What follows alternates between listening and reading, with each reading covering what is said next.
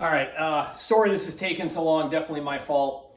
And you're gonna have to work with me here as I'm literally in the Badgerland's president's kitchen down near Oconomowoc. But so let's pretend that instead of two 5 foot, these are just two 5 foot sections of plasma line. Let's pretend one of these is 50 feet long and the other one is a 10-foot extension leader, or 15 or whatever you want to make it. So when I was talking about threading things on and being careful, you thread this on just like you normally would any other rope. So I'm going to get it in there. I'm hoping I'm getting this all in frame, having to do this alone right now. Nobody else is around.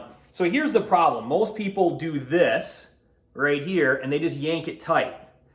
And when it comes to plasma line and AmSteel, if you do this and you end up with this knot like this in here, and you put this under a lot of tension, this stuff like welds itself together. I mean, you can sometimes get it out, but you need to use multiple vice grips to get it out and you damage the rope. So some people call these dog ears or rabbit ears. Just make sure you fold over and then pull tight and you end up with a joint like this. Okay, that's what it should look like.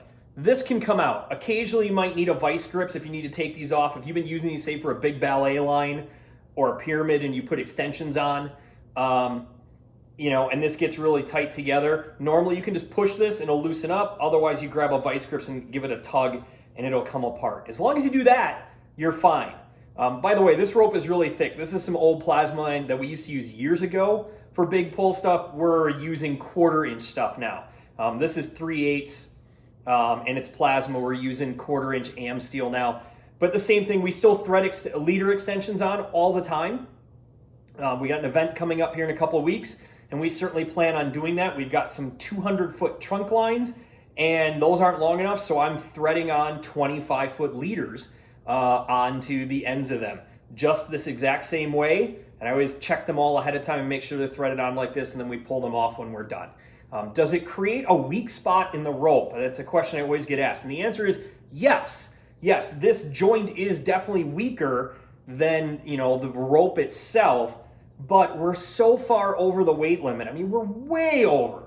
As long as you don't go nuts on something, you're so far over the weight limit, you're not going to snap this. And how much have we proven this?